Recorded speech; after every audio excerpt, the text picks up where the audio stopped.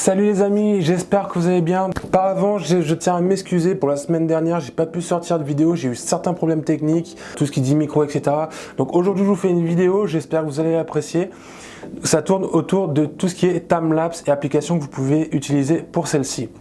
Comme je suis en vacances, donc je commence à m'intéresser à la photo, essayer de faire des belles photos, faire des timelapses. Donc je prends pas mal de temps pour essayer de faire de belles choses pour moi personnellement.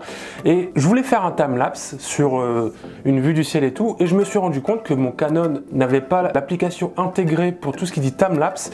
Dans ces cas-là, j'ai commencé à faire des recherches.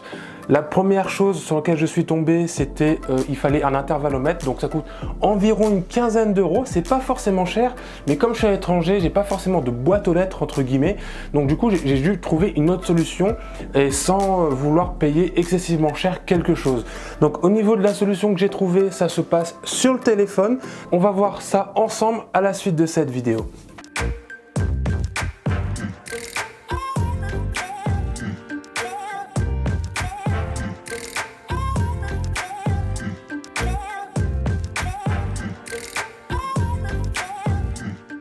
Comme je vous le disais, l'application est on va dire, un substitut d'un intervallomètre. Donc c'est une application totalement gratuite, il en existe des payantes.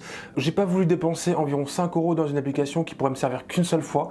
L'application s'appelle DSL Remote Control. Je vous mettrai en tout cas tous les liens dans la description, ne vous inquiétez pas. C'est une application assez simple. Ce qu'il vous faut, c'est un téléphone, quel que soit le téléphone. Donc pour l'instant, j'ai vu que l'application sur Android. Vous pouvez utiliser cette application sur S6, S8, S9, il n'y a pas de souci. Tout ce qu'il vous faut, c'est le câble qui va vers l'appareil photo micro USB vers un port USB et l'adaptateur de votre téléphone type C ou micro USB vers le port USB A. Donc je vous mettrai tous les liens dans la description pour les deux cas, pour micro USB et type C. On branche le câble sur l'appareil photo. Donc pour moi c'est un Canon, mais ça peut aussi, il existe ce même type d'application chez Nikon.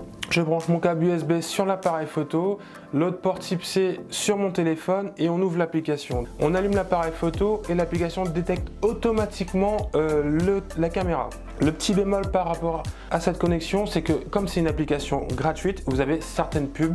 À chaque fois, vous changez d'onglet dans l'appareil photo. Mais moi, je trouve pas ça forcément un inconvénient parce qu'une fois qu'on lance l'application pour un timelapse, par exemple, vous lancez, ça démarre, vous pouvez régler pas mal de petites choses. On se retrouve sur DSLR Remote Control. Quand vous utilisez l'application sans brancher la caméra, il repère directement qu'il n'y a aucune caméra à se connecter. Donc ça, c'est pas forcément un problème. Vous branchez la caméra, ça marche parfaitement. L'application, comme je vous l'ai dit, 100% gratuit.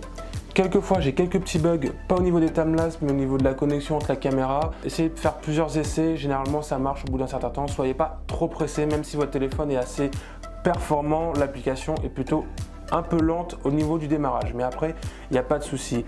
Au niveau du contrôle, on a tout ce qui dit, on peut régler les ISO, on peut avoir une vue directe de ce que voit la caméra sur notre téléphone. L'onglet qui nous intéresse aujourd'hui, c'est laps de temps. C'est ce qui permet de régler de faire des timelapses, de régler l'intervalle de temps de 1, 2, 3 secondes à chaque fois. Donc si vous réglez une durée limitée, il vous montre aussi la durée de la vidéo. Si vous voulez mettre une durée limitée sur votre timelapse, il va vous dire aussi le nombre de frames que ça va faire et le temps que votre vidéo va durer. Donc ça, ce petit côté-là, je trouve assez intéressant parce que généralement, vous avez besoin de faire un petit calcul qui est très simple. Si vous n'avez pas envie de réfléchir, l'application vous le donne directement. Une fois aussi autorisé tout ce qui dit galerie, vous pouvez voir tout ce qui dit les photos que vous avez prises avec votre téléphone. Donc sur l'application là, les photos que vous allez voir dans la vidéo, j'ai pas réglé les ISO, j'ai juste pris comme exemple quelques petits trucs assez rapidement. J'ai pas tout réglé les réglages pour faire un timelapse. Je suis pas un expert là-dedans. Si vous voulez voir des experts au niveau des timelapses, il y a plein de vidéos sur YouTube pour se renseigner là-dessus. L'application dont je me sers pour faire les modifications et le timelapse, c'est Lightroom, c'est une application d'Adobe. Elle est assez complète, elle ressemble un peu à Adobe, Photoshop, c'est le même style. Donc si vous avez l'habitude d'utiliser ça, je vous conseille Lightroom, il n'y a pas de souci.